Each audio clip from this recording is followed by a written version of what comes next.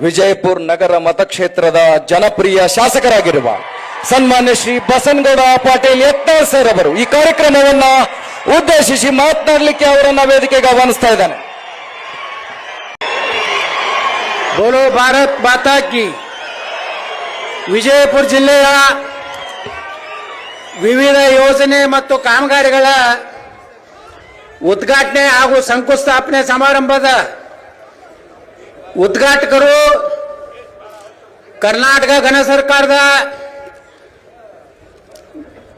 ದಾಖಲೆಯಲ್ಲಿ ತಮ್ಮನ್ನ ಸೇರಿಸಿಕೊಂಡಂತಹ ಕರ್ನಾಟಕದ ಸನ್ಮಾನ್ಯ ಮುಖ್ಯಮಂತ್ರಿಗಳಾದಂಥ ಸನ್ಮಾನ್ಯ ಶ್ರೀ ಸಿದ್ದರಾಮಯ್ಯ ಸಾಹೇಬ್ರೆ, ಮೊದಲನೇದಾಗಿ ವೀರರಾಣಿ ಕಿತ್ತೂರು ಚೆನ್ನಮ್ಮನವರ ಮೂರ್ತಿಯನ್ನ ಉದ್ಘಾಟನೆ ಮಾಡಿ ವಿಜಯಪುರ ಬಸ್ ನಿಲ್ದಾಣಕ್ಕೆ ನಮ್ಮ ವೀರರಾಣಿ ಕಿತ್ತೂರು ಚೆನ್ನಮ್ಮನವರ ನಾಮಕರಣವನ್ನು ಮಾಡಿದಂಥ ಕರ್ನಾಟಕದ ಮುಖ್ಯಮಂತ್ರಿ ಶ್ರೀ ಸಿದ್ದರಾಮಯ್ಯನವರಿಗೆ ವಿಜಯಪುರ ನಗರದ ಜನತೆ ವತಿಯಿಂದ ಉತ್ಪೂರ್ವಕವಾದಂಥ ಅಭಿನಂದನೆಗಳನ್ನು ಸಲ್ಲಿಸ್ತೇನೆ. ಅದಕ್ಕಾಗಿ ವಿಶೇಷ ಪ್ರಯತ್ನ ಮಾಡಿದಂಥ ನಮ್ಮ ಜಿಲ್ಲೆಯ ಉಸ್ತುವಾರಿ ಸಚಿವರಾದಂಥ ಡಾಕ್ಟರ್ ಎಂ.ಬಿ. ಪಾಟೀಲ್ರಿಗೆ ಮತ್ತು ನಮ್ಮ ಸಾರಿಗೆ ಸಚಿವರಾದಂಥ ಶ್ರೀ ರಾಮಲಿಂಗಾರೆಡ್ಡಿ ಅವರಿಗೆ ನಾನು ವಿಜಯಪುರ ಜಿಲ್ಲೆಯ ಜನತೆ ಪರವಾಗಿ ಹೃತ್ಪೂರ್ವಕವಾದಂಥ ಕೃತಜ್ಞತೆಗಳನ್ನು ಈ ಸಂದರ್ಭದಲ್ಲಿ ಸಲ್ಲಿಸ್ತೇನೆ. ಯಾಕಂದ್ರೆ ಯಾರು ಒಳ್ಳೆ ಕೆಲಸ ಮಾಡಿರ್ತಾರೆ ಅವ್ರಿಗೆ ಅಭಿನಂದನೆಯನ್ನು ಹೇಳಬೇಕಾಗಿದ್ದು ನನ್ನ ಧರ್ಮ. ನನ್ನ ಸಂಸ್ಕಾರ ಏನು ಕಲಿಸಿದೆ ಅಂದ್ರೆ, ಇವತ್ತು ಸಿದ್ದರಾಮಯ್ಯನವರು ಒಳ್ಳೆ ಕೆಲಸ ಮಾಡಿದಾಗ ಸರ್ಕಾರದ ಕಾರ್ಯಕ್ರಮದಲ್ಲಿ ಅವ್ರಿಗೆ ಅಭಿನಂದನೆಯನ್ನ ಗೌರವ ಕೊಡುವಂಥದ್ದು ನನ್ನ ಧರ್ಮ ಮತ್ತು ಕರ್ತವ್ಯ ಅಂತ ನಾನು ತಿಳ್ಕೊಂಡಿದ್ದೇನೆ. ಇದಕ್ಕಾಗಿ ಯಾರಿಗೂ ಅಂಜುವ ಅವಶ್ಯಕತೆ ನನಗಿಲ್ಲ. ಮತ್ತು ನಾನು ಸಿದ್ದರಾಮಯ್ಯನವರೇ ಏಜೆಂಟ್ ಅಲ್ಲ. ಕೆಲವೊಂದು ಮಂದಿ ಹೊಯ್ಕೋತಾರೆ ನನ್ನ ಮ್ಯಾಗ ಸಿದ್ದರಾಮಯ್ಯ ಏಜೆಂಟ್ ಅಂತ. ನಾ ಎಂದೂ ಅವ್ರ ಬಳಿ ಹೋಗಿಲ್ಲ ಮುಖ್ಯಮಂತ್ರಿಗಳಲ್ಲಿ. ಆದ್ರೆ ಒಳ್ಳೇದು ಮಾಡಿದಾಗ ಅವಾಗ ಕೆರೆ ತುಂಬಿ ಕಾರ್ಯಕ್ರಮ ಮಾಡಿದ್ರು. ಬೇಗಂ ತಲಾಬ್ ಕೆರೆಯಲ್ಲಿ ತಾವು ಮುಖ್ಯಮಂತ್ರಿ ಇದ್ದಾಗ ನಾ MLC ಆಗಿದ್ದೆ. ಅವಾಗೂ ನಿಮ್ಗೆ ಅಭಿನಂದನೆಗಳನ್ನ ಧನ್ಯವಾದಗಳನ್ನು ನಾನು ಸಲ್ಲಿಸಿದ್ದೇನೆ.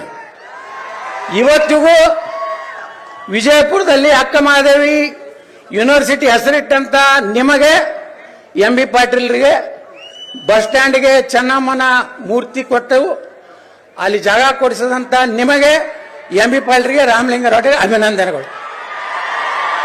ಇದಕ್ಕೇನು ರೊಕ್ಕ ರೂಪಾಯಿ ಬೇಕಾಗುದಿಲ್ಲ. ಇದಕ್ಕೇನಾದ್ರು ಪುಕ್ಸಟ್ ಧನ್ಯವಾದ ಹೇಳಕ್ಕೆ ರೊಕ್ಕ ಬೇಕಾ? ಅದ್ರ ಜೊತೆಗೆ ಇವತ್ತು ವೀರರಾಣಿ ಕಿತ್ತೂರು ಚೆನ್ನಮ್ಮನವರ ಬಗ್ಗೆ, ಅವರ ಇತಿಹಾಸದ ಬಗ್ಗೆ ನಮ್ಮ ಜಿಲ್ಲಾ ಉಸ್ತುವಾರಿ ಸಚಿವರು ಹೇಳಿದ್ದಾರೆ. ನಾ ಹೆಚ್ಚು ವಿವರಣೆಗೆ ಹೋಗುವುದಿಲ್ಲ.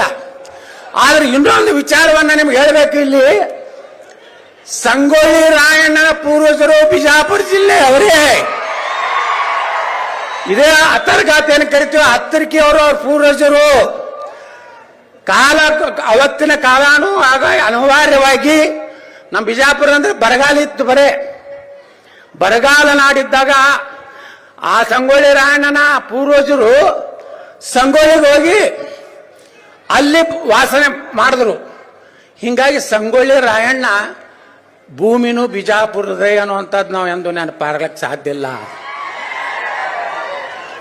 ತಾಯಿ ಮಗನ ಸಂಬಂಧ ಬರೇ ವೀರರಾಣಿ ಕಿತ್ತೂರು ಚೆನ್ನಮ್ಮ ಅಥವಾ ಸಂಗೊಳ್ಳಿ ರಾಯಣ್ಣ ಹೋರಾಟ ಅಟ್ಟೆ ಮಾಡಿಲ್ಲ. IAS ಸಚಿವಾಗ ICS ಆಫೀಸರ್ನ ಹೊಡೆದವ್ರು ಯಾರಪ್ಪ ಅಂದ್ರ ಅಮಟೂರು ಬಾಳಪ್ಪನವರು ವಾಲ್ಮೀಕಿ ಜನಾಂಗದವರು.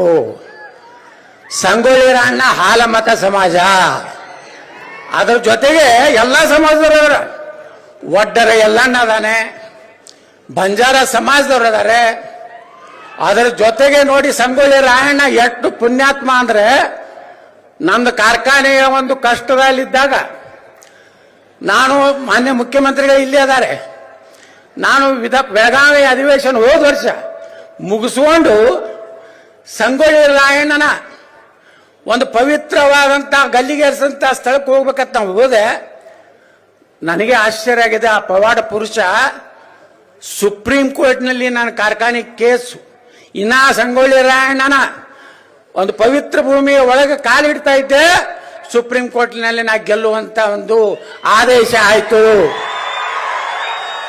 ನಾನು ಮಾದೇವಪ್ಪ ಸಾಹೇಬ್ರಿನಾಗಿ ಮಾತಾಡ್ತಾ ಇದ್ದೀವಿ. ಈ ಒಂದಿನ ಹೋರಾಟಗಾರರು ಸ್ವಾರ್ಥಕ್ಕಾಗಿ ಎಂದು ಹೋರಾಟ ಮಾಡಲಿಲ್ಲ, ಕುರ್ಚಿಗಾಗಿ ಹೋರಾಟ ಮಾಡಲಿಲ್ಲ. ಇವತ್ತು ವೀರರಾಣಿ ಕಿತ್ತೂರು ಚೆನ್ನಮ್ಮನೋಡ ಗಟ್ಟಿ ನಿಂದಿರ್ಬೇಕಾದ್ರೆ ಸಂಗೊಳ್ಳಿ ರಾಯಣ್ಣ, ಅಮಟೂರು ಬಾಳಪ್ಪ, ಯೋಧರ ಎಲ್ಲಣ್ಣ ಇವರೆಲ್ಲ ರೊಕ್ಕಕ್ಕಾಗಿ ನಿಲ್ಲಲಿಲ್ಲ, ಈ ದೇಶದ ಸ್ವಾತಂತ್ರ್ಯಕ್ಕಾಗಿ ಹೋರಾಟ ಮಾಡಿದಂತ ಪುಣ್ಯಾತ್ಮರು. ನಾವು ಬರೀ ವೀರರಾಣಿ ಕಿತ್ತೂರು ಚೆನ್ನಮ್ಮ ಒಂದು ಜಾತಿಗೆ ಹೋಲಿಸ್ತೀವಿ ಅಲ್ಲ. 1857ಕ್ಕಿಂತ ಮುಂಚೆ ಭಾರತದಲ್ಲಿ ಒಬ್ಬ ಮಹಿಳಾ ಸ್ವಾತಂತ್ರ್ಯ ಹೋರಾಟಗಾರ್ತಿ ಯಾರಪ್ಪ ಅಂದ್ರೆ ಅದು ವೀರರಾಣಿ ಕಿತ್ತೂರು ಚೆನ್ನಮ್ಮ, ಕ್ರಾಂತಿ ವೀರ ಸಂಗೊಳ್ಳಿ ರಾಯಣ್ಣದ ಬಹಳ ಅಭಿಮಾನದಿಂದ ಹೇಳಿಕ್ಕೆ ಬಯಸ್ತಾ ಇದ್ದೀನಿ ಬಂಧುಗಳೇ. ಈಗ ಇಷ್ಟಕ್ಕೆ ಸಾಕಿದು. ಇನ್ನು ಮುಂದೆ ನಮಗೇನು ಬೇಕನ್ನೋ ಒಂದು ಬೇಕಲ್ಲ. ಈ ಕಾರ್ಯಕ್ರಮ ಸರ್ಕಾರ ಕಾರ್ಯಕ್ರಮ. ಅದಕ್ಕೆ ನಾ ಮಾನ್ಯ ಮುಖ್ಯಮಂತ್ರಿಗಳಿಗೆ ವಿನಂತಿ ಮಾಡ್ಕೋದೇನಂದ್ರೆ, ನಮ್ಮ ವಿಜಯಪುರ ನಗರಕ್ಕೆ ಇವತ್ತು ಸುಮಾರು 160 ಕೋಟಿ ರೂಪಾಯಿ ಒಂದು ಫ್ಲೈಓವರ್ ಆಗಬೇಕಾಗಿದೆ. ಅದು ಸಂತ ಕನಕದಾಸ ಸರ್ಕಲ್ ಬಾಬಾ ಸಾಹೇಬ್ ಅಂಬೇಡ್ಕರ್ ಅವರ ಮಾರ್ಗದಿಂದ ಛತ್ರಪತಿ ಶಿವಾಜಿ ಮಾರ್ಗದವರೆಗೆ 160 ಕೋಟಿ ರೂಪಾಯಿ ಒಂದು ಫ್ಲೈಓವರ್ ಅನ್ನು ತಾವು ಮಂಜೂರು ಮಾಡಬೇಕಂತೇಳಿ ನಾವು ವಿನಂತಿ ಮಾಡ್ಕೋತೀನಿ. ಅದರ ಜೊತೆಗೆ ನಾನು ಇನ್ನೊಂದು 32 ಕೋಟಿ ರೂಪಾಯಿ ಮನೆ ವಿಧಾನಸಭೆಯಲ್ಲಿ ನಾನು ವಿನಂತಿ ಮಾಡ್ಕೊಂಡೇನೆ. ಜೋರಾಪುರ ಪೇಟೆಯಲ್ಲಿ ಏನು ಪರಿಹಾರ ಕೊಡಬೇಕಾಗಿ ಕೊಟ್ಟರೆ ಈ ಬಾಬಾ ಸಾಹೇಬ್ ಅಂಬೇಡ್ಕರ್ ಅವ್ರ ಮಾರ್ಗ ಬಹಳ ದೊಡ್ಡದಾದಂಥ ಒಂದು ರಸ್ತೆ, ಅದಕ್ಕೆ ಜನರಿಗೆ ಪರಿಹಾರ ಕೊಡಬೇಕಂತೇಳಿ ನಾನು ಈಗಾಗಲೇ ಮಾನ್ಯ ಸುರೇಶ್ ಅವ್ರಿಗೆ ವಿನಂತಿ ಮಾಡ್ಕೊಂಡಿದ್ದೇನೆ. ಇವತ್ತು ನಮ್ಮ ಮುಖ್ಯಮಂತ್ರಿಗಳೇ ಅರ್ಥಮಂತ್ರಿ ಇರೋದ್ರಿಂದ ಮಂಜೂರು ಮಾಡಬೇಕನ್ನುವಂಥದ್ದು. ಅದೇ ರೀತಿ ಈಗಾಗಲೇ ದ್ರಾಕ್ಷಾ ಮಂಡಳಿಗೆ ಮಾನ್ಯ ವಿಧಾನಸಭೆಯಲ್ಲಿ ಮುಖ್ಯಮಂತ್ರಿಗಳು ಹೇಳಿದ್ದಾರೆ 100 ಕೋಟಿ ಕೊಡ್ತೀನಿ ಅಂತ ಹಿಂದಿನ ಬೆಳಗಾವಿ ಅಧಿವೇಶನದಾಗ ಹೇಳಿದ್ರು. ಮಾನ್ಯ ಹೇಳಿದ್ರು ಬರೀ 10 ಕೋಟಿ. ಎಷ್ಟು ಬೇಕಟ್ಟು ಕೊಡ್ಲಿಕ್ಕೆ ನಾನು ರೆಡಿ ಮಿಸ್ಟರ್ ಯತ್ನಾಳ್ ಅಂತ ಹೇಳಿದ್ದಾರೆ. ಹಂಗೆ ತಾವು ರೆಡಿಯಾಗಿ ನಾಳೆ ಬಜೆಟ್ನಾಗ ಕೊಡಬೇಕಂತೇಳಿ ವಿನಂತಿ ಮಾಡ್ಕೋತೇನೆ. ಅದೇ ರೀತಿ ಇಷ್ಟು ನನ್ನ ಬೇಡಿಕೆ ಹೆಚ್ಚಿಗೆ ಬೇಡಿಕೆ ಬಳಕ ನಾನು ಹುಚ್ಚಲ್ಲ. ತಮಗೆ ಅಭಿನಂದನೆ ಸಲ್ಲಿಸಿ, ನಿಮಗೂ ಹೆಚ್ಚು ಚಪ್ಪಾಳೆ ಹೊಡೆಯೋದಕ್ಕೆ ಅಭಿನಂದನೆ ಸಲ್ಲಿಸಿ ನಾನು 2 ಮಾತು ಮುಗಿಸ್ತೀನಿ.